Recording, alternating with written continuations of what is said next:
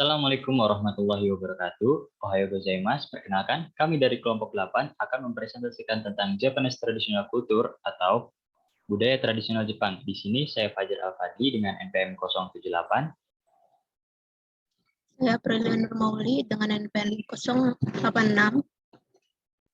Saya Sylvia Nirmita dengan NPM 09. Langsung saja kita mulai. Yang akan dimulai oleh Selama tahun 1960, Jepang mengalami tingkat pertumbuhan ekonomi yang tinggi. Masyarakatnya juga mengalami modernisasi yang pesat. Dikenalkan dengan teknologi, jadi semakin banyak orang yang menggunakan alat pengolah kata untuk menulis surat. Namun meskipun demikian, masih ada beberapa orang yang masih ingin menulis menggunakan kuas dan tinta. Berikut akan dibahas beberapa kebudayaan tradisional Jepang yang lainnya. Yang pertama ada kabuki. Kabuki merupakan seni teater tradisional Jepang yang paling populer. Kanjinya mewakili 3 elemen inti, yaitu uta atau ka yang berarti lagu, bu, menari, dan ki yang berarti keterampilan. Namun karakter ini merupakan ejaan modern. Istilah aslinya itu diyakini berasal dari kata-kata kabuku yang berarti luar biasa. Kabuki dilakoni oleh laki-laki dan pertunjukannya diiringi oleh samisen dan nagaota. Selain dilakoni oleh pria, berikut merupakan aspek lain yang menarik dari kabuki seperti makeup pemerannya atau kumadori, pentas panggungnya yang memiliki hanamichi atau jalan yang dipenuhi bunga, fenomena kakegoe, yaitu fenomena yang melibatkan penonton dalam pertunjukannya. Teater yang paling terkenal untuk mementaskan kabuki adalah Kabukiza di Tokyo. Kabukiza telah melayani pertunjukan selama lebih dari 100 tahun. Sekarang teater ini lahir kembali dengan bangunan yang lebih modern, namun tetap menjaga keaslian arsitektur tradisional bangunan aslinya. Meskipun diperankan oleh laki-laki, ternyata kabuki ini diciptakan oleh seorang wanita yang dipercayai sebagai gadis suci dari kuil Izumo yang bernama Izumo no Kuni. Awalnya pertunjukan ini dibuatnya untuk memenuhi tugasnya untuk mementaskan tarian dan ritual kuno untuk menghormati Dewa Buddha. Alasan mengapa kabuki dipentaskan oleh pria yaitu karena pada 1603, Okuni mementaskan kabuki pertamanya dengan sekelompok wanita. Sekitar 30 tahun kemudian, terdapat kontroversi sekitar bentuk seni baru yang akhirnya menyebar hingga keshogunan harus mengambil tindakan dengan melarang keras aktris wanita dari seni pertunjukan karena kekhawatiran umum tentang ketidaksenonohan. Akhirnya mereka digantikan oleh aktor pria muda, namun tetap saja mereka mengalami masalah yang sama. Pada akhirnya digantikan oleh pria yang lebih tua. Yang kedua ada Sado. Sado atau Chanoyu disempurnakan oleh Sen no Rikyu pada tahun 1522 sampai 1591 selama zaman Perang Saudara. Upacara minum teh di Jepang yang dilakukan untuk menyambut tamu. Tradisi ini menyiapkan dan meminum teh hijau ini biasanya dilakukan dalam ruang teh tradisional dengan lantai tatami. Jika dilakukan di luar ruangan, tradisi ini disebut nodate. Ada pula aturan berbusananya seperti yang pertama, pakailah pakaian sederhana, melepaskan perhiasan yang dapat merusak peralatan teh, serta hindari penggunaan parfum dengan wangi yang kuat. Yang kedua, ada lokasi ritual yang biasanya dikelilingi oleh taman supaya tenang dan sederhana. Ada pula di sini peralatan sado seperti di gambar. Yang pertama ada cabako, ada kobukusa, kekai, tetsubin, natsume, hanagatabon, yang 7 cawan, yang 8 casaku, 9 cakin, 10 casen, 11 furidasi. Yang ke-12 ada cawan, yang ke-13 kobukusa, yang keempat ada zeze cawan, yang kelima ada kobukusa lagi. Adapun tata cara sado yaitu yang pertama, tamu melepas sepatu sebelum dipersilakan masuk ke ruang tunggu. Yang kedua, disambut oleh tuan rumah dengan membungkuk. Tamu secara ritual membersihkan diri di baskom batu dengan mencuci tangan dan berkumur sebelum memasuki ruangan beralaskan tatami. Yang ketiga, di dalam ruangan, tamu diharapkan mengomentari gulungan yang digantung di ruang kecil atau rangkaian bunga musiman. Yang keempat, segera setelah tamu duduk dalam posisi berlutut seiza, master teh memulai upacara dengan membersihkan peralatan secara teliti dan dalam urutan yang tepat. Yang kelima, teh disiapkan di dalam ceret di atas arang dengan perhatian yang sama pada detail, dan sebelum terakhir dituangkan ke dalam mangkuk yang diserahkan kepada tamu pertama dan paling penting. Yang keenam, penerimanya diharapkan mengangkat mangkuk sebagai tanda hormat pada master teh, kemudian memutarnya sedikit agar tidak minum dari bagian depan, minum seteguk, kemudian memuji master teh terkait dengan rasa dan mangkuk tempat yang disajikan. Yang ketujuh, mangkuk kemudian diserahkan kepada tamu berikutnya yang dan mengulangi prosedur tersebut hingga setiap tamu telah mencicipi teh. Berikut ada sebuah video mengenai sado.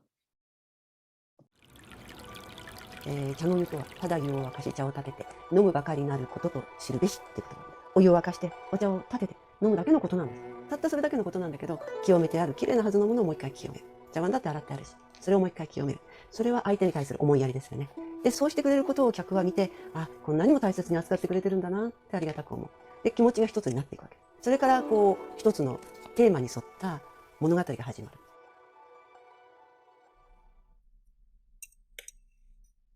まず部屋に入るときは軸を見て、あ、今日はこんなテーマで、こんな趣向でお席があるのかな。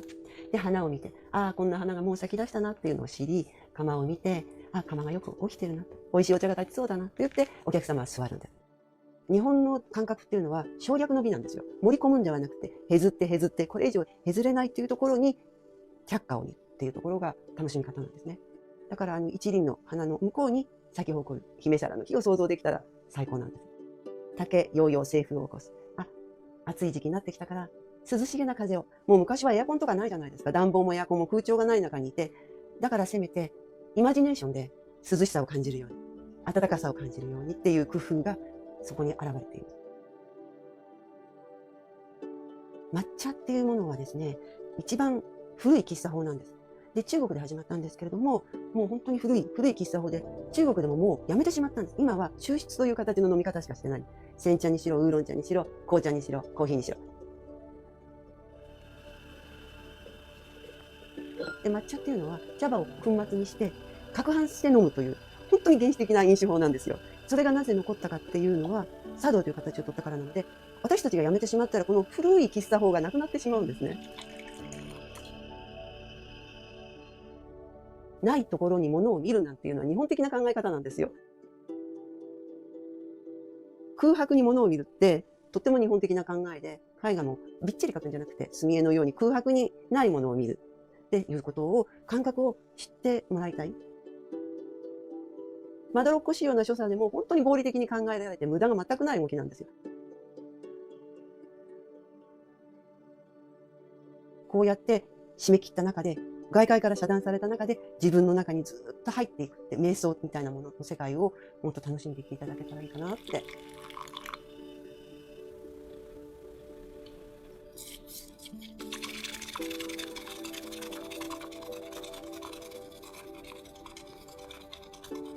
深みっていうのかな。本当にね、自己探求なので楽しいです。で、哲学でもあるし。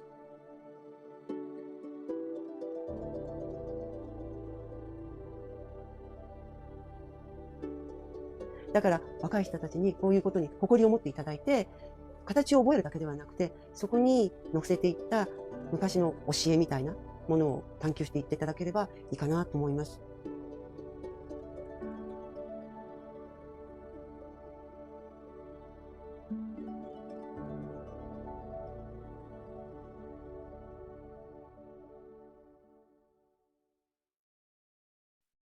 Selanjutnya ada Ikebana.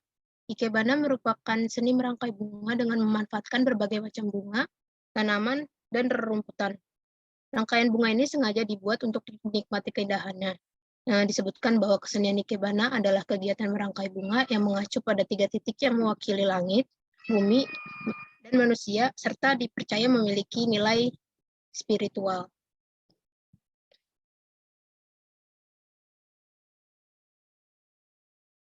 Berikut ada langkah dasar Ikebana.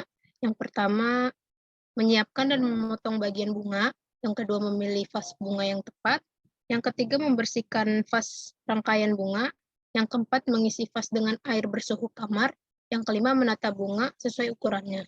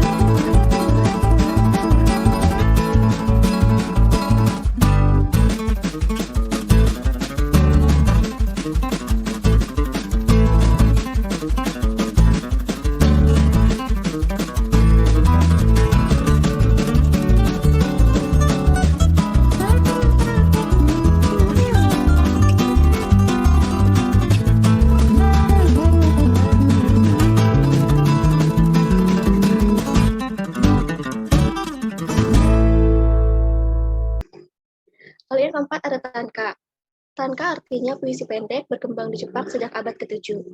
Tanka memiliki bentuk atau pola tertentu dengan makna dan isinya yang padat dan berisikan mengenai alam, musim, cinta, kesedihan, dan emosi yang kuat lainnya. Tanka memiliki struktur yang khas, yaitu berjumlah 31 suku kata dengan struktur persajakan 57577. Dalam bahasa Jepang, tanka sering ditulis dalam satu garis lurus tak terputus. Tapi dalam bahasa Inggris dan bahasa lain ditulis dalam 5 baris dengan pola suku kata 57577. Next.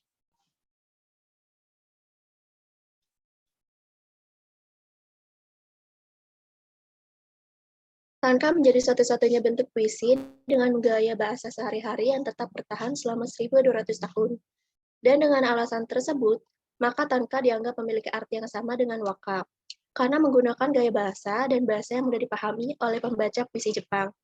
Dan sejak sekitar tahun 1900, tanka telah menggantikan waka sebagai istilah umum yang lebih dipilih untuk menjadi puisi dengan bentuk 31 suku kata. Next. Berikut ini adalah tanka karya Kaki Nomoto no Hitomaru dari antologi puisi Yakuin Isshu. Ashibiki no Yamadori no Ono, Shidari Ono, Naga Nagashi Ono, Hitori Kamonemu. Kata Ashibiki adalah salah satu ungkapan atau makura kotobo yang berarti gunung. Dari baris kedua, Yamadori adalah ayam pengar berekor panjang. Ayam pengar jantan dan betina dipercaya tidur terpisah oleh lembah gunung. Bagaikan ekor ayam pengar jantan yang panjang menjuntai, atau Shidari Ono, malam-malam yang panjang, Naga Nagashi Ono, haruskah dilewatkan tidur sendiri, Hitori Kamonemu. Next.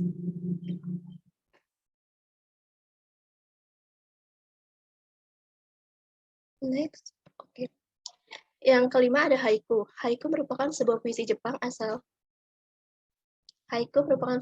pendek asal Jepang yang memiliki 3 bait dan terdiri dari 17 suku kata, 5, 7, 5. Di dalam haiku terdapat 3 unsur, yaitu kigo, kireji, dan kanji. Pada dasarnya, haiku berasal dari 3 baris pertama dari bentuk syair tanka. Hingga datanglah Masoka Shiki yang mencetuskan nama haiku. Hai mengambil nama haikai dan ku mengambil nama haiku, atau ayat pembuka haikai. Haiku adalah jenis puisi Jepang yang bersifat lebih kompleks, dan biasanya menggambarkan mengenai kehidupan sehari-hari ataupun keindahan alam. Next.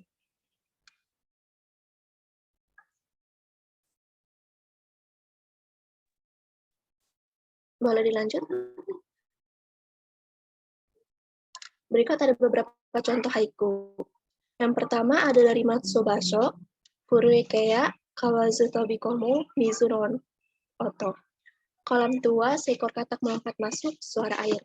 Yang kedua ada dari Yosabuson, Hatsuyukiya, Kyureba Somata, Kusanotsuyu. Salju pertama, kemudian mencair, menjadi embun di rumputan. Yang ketiga ada dari Kobayashi Isha, Tomo Kakumo, Anata Makiseno, Toshi no Kure.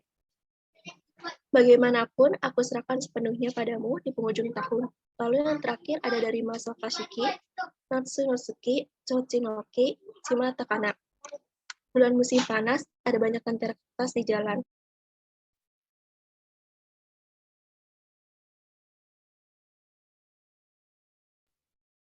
Lalu yang keenam ada shodo. Shodo adalah seni kaligrafis penulis huruf Jepang dengan gaya tertentu, seperti tebal dan tipisnya garis pada huruf.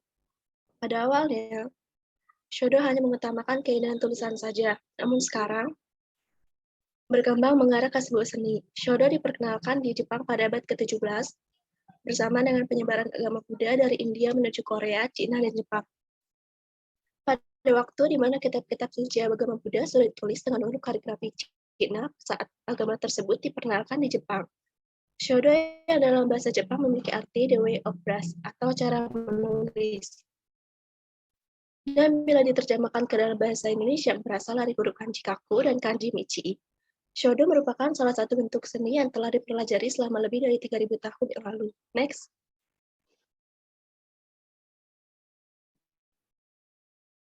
Boleh di next? Dalam shodo ada berbagai macam bentuk penulisan kaligrafi. Di antaranya adalah yang pertama ada kaisho. Kaisho adalah bentuk penulisan kaligrafi yang dibuat semirip mungkin dengan huruf cetak. seperti di koran ataupun di buku-buku agar mudah untuk dibaca. Bentuk kaligrafi model ini merupakan bentuk dasar yang dipelajari oleh para siswa sekolah dasar karena penulisannya tidak jauh berbeda dengan yang digunakan dalam kehidupan sehari-hari. Dan dengan begitu, model gaisho ini bisa dengan mudah ditulis dan dipelajari. Contohnya adalah kanji ai. Yang di sebelah kiri ada gaisho dan sebelahnya lagi model cetak. Yang kedua ada gyosho. Gyosho adalah seni menulis yang dibuat sedikit miring. Berbeda dengan gaisho memiliki kesan penulisan yang tegas, gyosho terlihat lebih santai. Cara penulisannya sama seperti tulisan tangan dengan bagian ujung yang terlihat lebih tumpul. Contohnya adalah kanji yume. Lalu yang ketiga adalah shosho. Shosho adalah teknik kaligrafi dengan tulisan-tulisannya terasa bebas dengan huruf-hurufnya dibuat miring. Bentuk shosho lebih sulit untuk dibaca di antara beberapa model yang lainnya dalam teknik ini. Para penulis shodo tidak melepaskan atau mengangkat fudenya, jadi garis-garis yang ada akan terasa menyatu. Contoh lain juga ada dari kanji yume. Next. Peralatan shodo yaitu ada dari shitachiki, kuncin, hanshi, suzuri, sumi, dan fude. Next. 書道は子供から大人まで行っています。まず姿勢は背筋をまっすぐ伸ばします。道具は筆とすすを固めた墨を使います。次に墨を水で研ぎ墨汁にしていきます。この間に集中力を高めていくのです。筆は紙に対してまっすぐ立てます。こうすることで筆を自在に操ることができ、止めや払いで独特な美しさを持つ字を書くことができるのです。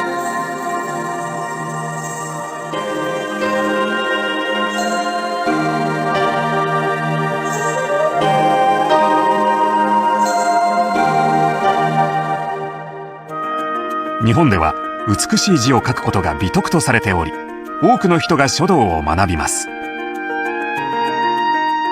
最初は手本を見ながら忠実に模倣することから始め、基本の筆使いを習います。一般的に書道教室では5つの字体が学べます。最初に習うのは新聞などに使われている楷書です。その後上達していくと学べる文字が増えていくのです。何か手書きでお手紙を書いたりとか、やっぱ字綺麗だねってそういう時に言われると嬉しいですし。書道教室を運営している前田かまりさん。書道家として国内外で活躍しています。前田さんは綺麗な文字を書くことの他にも書道にとって大切なことがあると言います。Yang ketujuh ada geisha. Istilah geisha secara harfiah adalah seniman. Profesi geisha dimulai pada tahun 1600-an sebelum periode Edo, yaitu pada tahun 1601 sampai dengan 1868. Ketika Jepang mengalami masa perdamaian dan dunia hiburan sedang berkembang yang ditandai dengan mulai munculnya restoran serta rumah untuk minum teh. Pertama kali geisha muncul adalah geisha pria yang disebut dengan hokan atau taikomochi. Geisha pria ini berprofesi sebagai penabuh drum atau pelawak pada sebuah pesta yang diadakan oleh Yujo. Tetapi sekitar tahun 1780, geisha perempuan mulai menggeser jumlah geisha pria dan masyarakat mulai menyebut geisha pria dengan otoko geisha. Pada tahun 1800-an, makna geisha mulai mengalami penyempitan karena hanya digunakan untuk menunjuk geisha yang berjenis kelamin perempuan.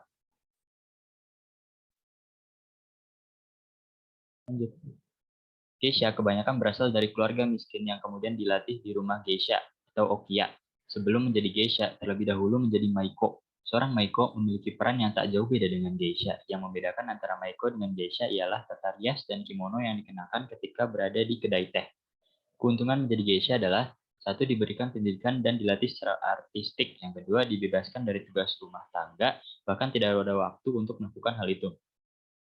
Kehidupan sosial yang menyedihkan dari seorang geisha adalah ketika pelanggan mereka sudah terpuaskan kewajibannya, kontrak awal mereka, pelanggan bebas mencampakkan geisha, bahkan dengan kata lain menjual geisha yang sudah tua dan mengganti ke geisha yang lebih muda.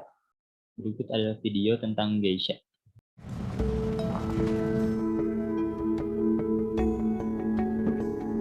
裏にならないようにしたいから実際際には目が合わなくても少し目線はこっちしようかってやっぱり下を見ないの綺麗だもんね。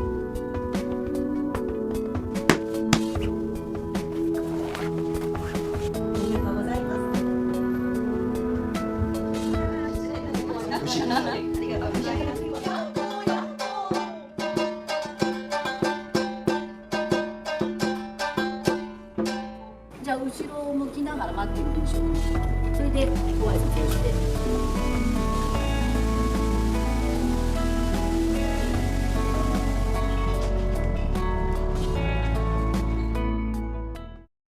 Yang ke-8 ada noh dan kyogen. Noh atau no dalam bahasa Jepang, no ialah bentuk utama drama musik Jepang klasik yang telah dipertunjukkan sejak abad ke-14. Noh tersusun atas mai, tarian, hayashi, musik, dan utai, kata-kata yang biasanya dalam lagu-lagu. Pelakon menggunakan topeng dan menari secara lambat. Noh biasanya dikenal dengan nogaku, adalah salah satu dari seni teater khas Jepang dan memiliki sejarah sejak sekitar 700 tahun. Nogaku datang ke Jepang selama periode Nara dari dinasti Tang di Cina. Itu merupakan bentuk hiburan publik. Tipe drama noh diklasifikasikan dalam 5 kelompok define, yaitu pahlawan, bagaikan Tuhan, tokoh akhirat, dan sebagainya. Pahlawan berdoa di akhir drama. Yang kedua Shuramono, yaitu jawara, pahlawan, jarang pahlawati, ialah jawara biasanya mampir mati. Kazuramono, seorang wanita pahlawati dan sering romantika cintanya menjadi fokus. Zatsuno, serbaneka, noh yang biasanya dikelompokkan atas 4 kelompok lain, yang tidak bisa dikelompokkan atas 4 kelompok lainnya. Kemudian ada oni noh, oni setan, bukan manusia seperti oni, tengu, peri, singa, ialah pahlawan dari jenis ini, terutama dimainkan di akhir drama. Biasanya semua pelakon noh ialah laki-laki. Kemampuan mereka telah dilatih ayahnya saat seorang wanita atau anak perempuan muncul di drama ini. Aktor pria memainkan perannya dengan mengenakan topeng wanita. Berikut ini macam-macam pelakon noh. Yang pertama ada shite, memerankan pahlawan. Ia berbicara, menyanyi, dan menari. Yang kedua ada waki, berarti pihak, berperan sebagai kawan shite dan biasanya memerankan peran pelancong di tempat tertentu. Kyogen muncul di pertengahan drama jika memiliki 2 bagian dan berperan sebagai warga lokal. Ia berbicara kepada waki dan menyuruhnya melihat apa yang belum dilihatnya sebelum pembicaraan mereka. Yang ke-9 ada musik tradisional Jepang. Musik Jepang, musik barat yang diperkenalkan ke Jepang selama periode Meiji dikenal dengan yogaku, musik barat. Sedangkan yang telah turun-temurun di Jepang disebut sebagai hogaku, musik tradisional Jepang. Dan termasuk gagaku, imperial musik istana. Nogaku, noh, memainkan musik dan balada rakyat. Musik tradisional Jepang memiliki ciri khas tidak seperti musik barat dengan tangga nada 7. Hogaku memiliki tangga nada pentatonik dan sementara dalam musik barat, panjang setiap ketukannya sama. Tidak ada keseragaman seperti itu dalam musik tradisional Jepang. Baru-baru ini telah dibuat aransemen dalam musik barok untuk koto, harpa Jepang. Alat musik tradisional Jepang yang khas, bukti bahwa cara menikmati musik yang berbeda muncul. Mungkin segitu saja presentasi dari kami. Kurang lebihnya mohon maaf. Wassalamualaikum warahmatullahi wabarakatuh. Arigatou gozaimasu.